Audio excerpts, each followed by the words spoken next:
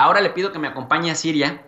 Acompáñeme a Siria porque hoy, 15 de marzo, hoy se cumplen 10 años de que empezara esta espiral de violencia en el contexto de la primavera árabe, lo que se conoció como las protestas de la primavera árabe en diversos países en el Medio Oriente.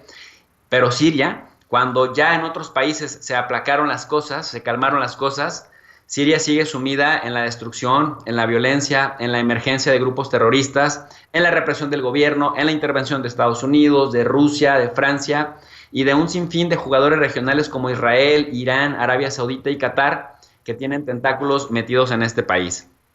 Bueno, pues si me acompañan, es importante hablar de una guerra civil en Siria porque esta ha dejado a casi 1 millón de muertes en 10 años y casi el 50% de su población está en calidad de desplazados en el territorio sirio y o refugiados en muchos países en el mundo, entre ellos Turquía, el Líbano, Egipto, Alemania y Jordania, entre otros. Los sirios han sido sometidos durante 10 años a violaciones de derechos humanos a escala masiva y sistemática. Las partes implicadas en el conflicto también han violado repetidamente la ley internacional humanitaria, hasta ahora con total impunidad. Antonio Guterres, el secretario general de la ONU, dijo que lo que comenzó el 15 de marzo del año 2011 como una manifestación a favor de la democracia en la ciudad de Dera, en el sur del país, inspirada por levantamientos en países vecinos en el marco de la primavera árabe, se convirtió en una pesadilla viviente. Cuando el gobierno sirio utilizó la fuerza para aplastar a la disidencia en Dera, estallaron protestas en todo el país exigiendo la renuncia del presidente Bashar al-Assad. A medida que se intensificaban las manifestaciones, también lo hizo la represión. La violencia se intensificó rápidamente, los partidarios de la oposición tomaron las armas y el país se sumió en una guerra civil. Surgieron cientos de grupos rebeldes y no pasó mucho tiempo para que el conflicto se convirtiera en más que una batalla entre sirios a favor o en contra del presidente al-Assad. Las potencias extranjeras comenzaron a tomar partido, enviaron dinero, armamento y combatientes y aumentaron el caos. Organizaciones yihadistas y extremistas con sus propios objetivos, como el Estado Islámico y Al-Qaeda, se involucraron profundamente. 10 años después, no se atisba el final de este conflicto que ha sumido a la población siria en una situación límite. Es importante señalar también que más de 387,000 personas murieron en los 5 primeros años de guerra y el resto en el resto de años. Y la guerra también ha obligado a huir, fíjense bien, a la mitad de la población existente en el año 2011 en Siria, que abordaba o llegaba casi a los 22 millones.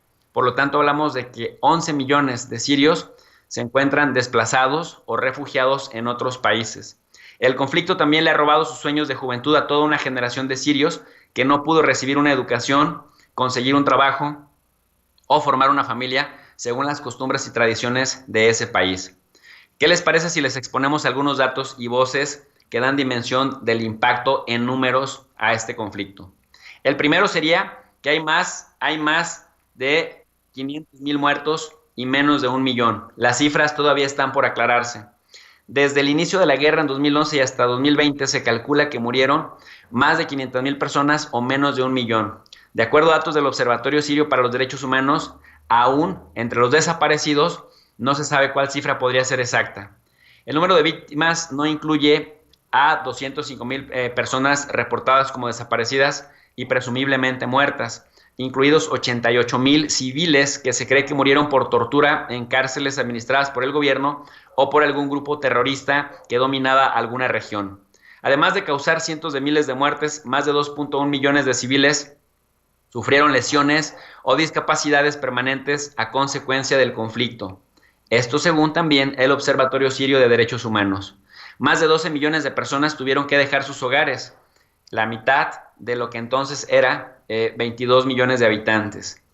De ellos, según cálculos del Alto Comisionado de Naciones Unidas para los Refugiados, 6.7 millones son desplazados internos, 5.6 millones de sirios están registrados como refugiados en el extranjero, en países vecinos como el Líbano, Jordania y Turquía, que albergan al 93% de ellos y que enfrentan uno de los éxodos de refugiados más grandes de la historia reciente. 1 millón de niños refugiados sirios han nacido en el exilio. Una de esas personas que se fue es Fadi Mosilini, de 40 años, quien se fue a Alemania a través de Turquía y que ahora trabaja en la Cruz Roja Internacional. A finales de 2012 dijo Me di cuenta de que ya no podía quedarme en Siria. Me sentí amenazado después de que arrasaran a mis amigos cercanos. Temía por la seguridad de mis hijos.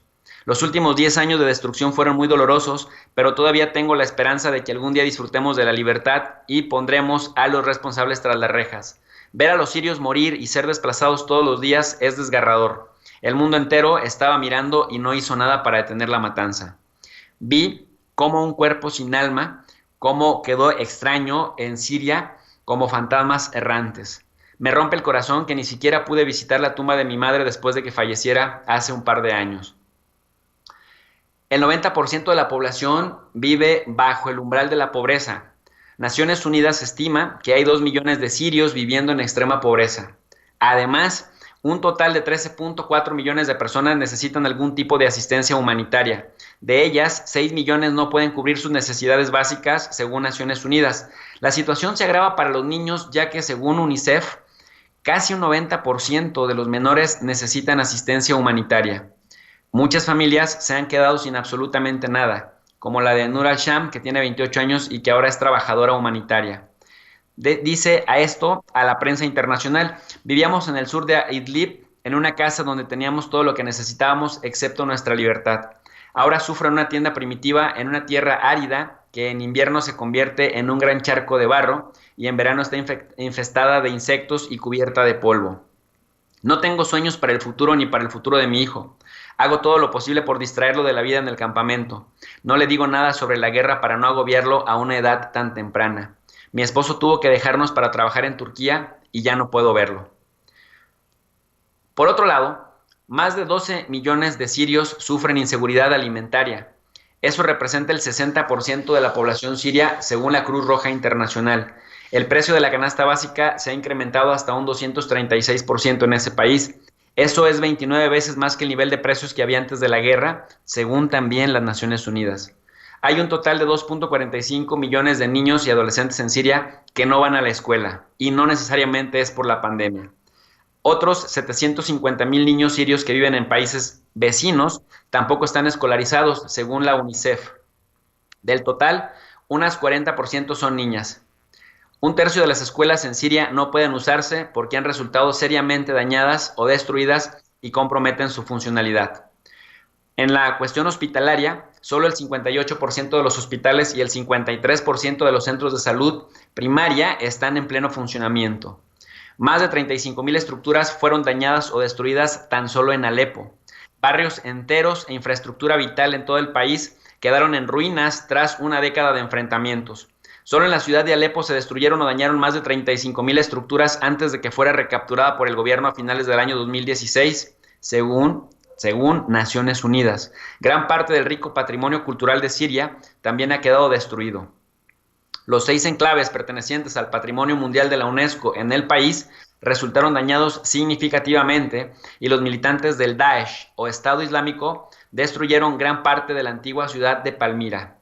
Por último, se registran 38 ataques con armas químicas. Según un informe del Consejo de Derechos Humanos de la ONU, 32 de ellos se atribuyen al régimen de Al-Assad, sin que se haya confirmado ni reconocido ni por el gobierno sirio ni por el gobierno ruso, quien se comprometió a que si la comunidad internacional comprobaba que Al-Assad había utilizado armas químicas para atacar a su propia población, Siria sería abandonada por Rusia y Rusia le negaría su ayuda para siempre.